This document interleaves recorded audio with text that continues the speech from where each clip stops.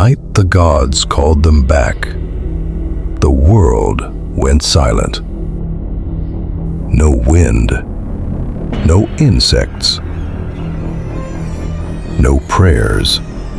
At the center of a ruined land, an ancient stone circle ignited with pale fire. Around it stood statues frozen in terror. Faces caught mid-scream, hands reaching for mercy that never came. Then a voice descended from the sky, cold and absolute.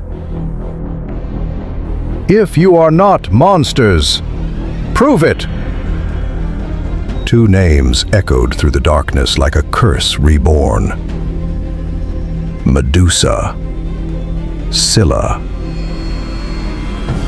Medusa stepped forward first.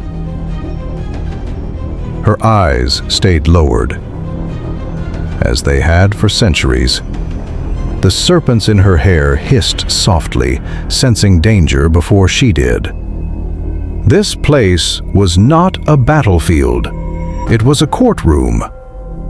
A place where gods never defended themselves, and the accused were never meant to win. From the shadows emerged Scylla. Her movements were slow, controlled, deliberate. Every step was a struggle against the hunger inside her. A hunger forced upon her, not chosen. She whispered, barely audible, "They made us this way, and now they want proof." The gods spoke again. "First trial, fear." The ground split open. From the darkness walked a human, young, unarmed, unaware. He looked directly toward Medusa. The gods commanded, "Look at him. If you truly have control, prove it." Medusa's breath shattered. One glance would end his life. One instinct would confirm every lie told about her. Her body begged for release, but Medusa closed her eyes. Tears traced stone-cold paths down her face as she turned away. The human lived. The gods were silent. The stone circle shifted. Now Scylla stood alone. Before her appeared another figure, weak, trembling, real. The gods whispered like poison, "We gave you hunger. Use it. This is your nature." Inside Scylla, the beast screamed. Her hands dug into the ground. Her breath became ragged.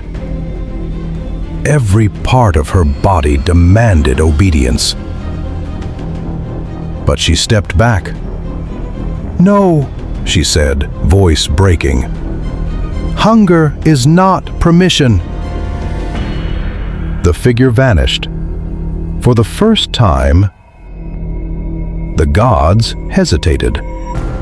The air darkened. This was the most dangerous trial. The gods announced, "Remain silent, and your suffering will end. Speak, and your punishment will continue." Silence had always protected the gods. Silence had turned victims into legends, and legends into warnings. Medusa remembered every time she had stayed quiet.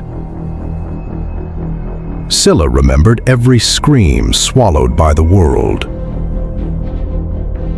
They looked at each other and chose differently. Medusa spoke first.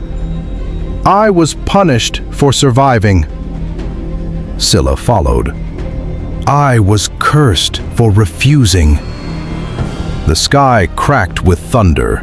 Truth, once spoken, could not be taken back. The gods' final offer descended like a blade. Admit you are monsters, and we will free you. Freedom for a lie. Peace for surrender. Medusa lifted her head. "No," she said. "If freedom requires denying the truth, it is another prison." Scylla nodded. "If this curse defines us, then your justice defines you."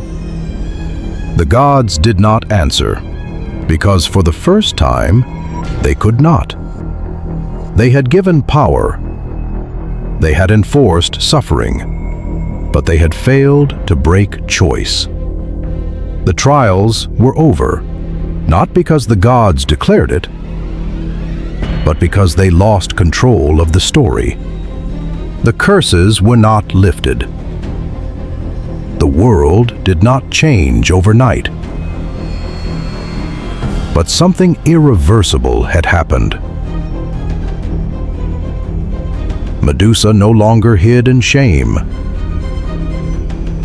Scylla no longer begged her hunger to define her.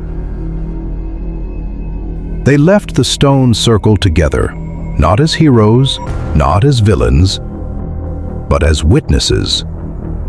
And the statues around the circle?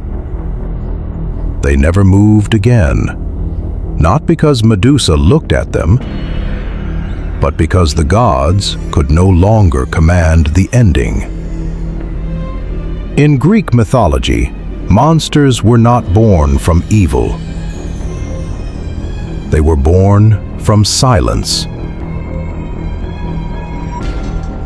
and survived by choosing to speak.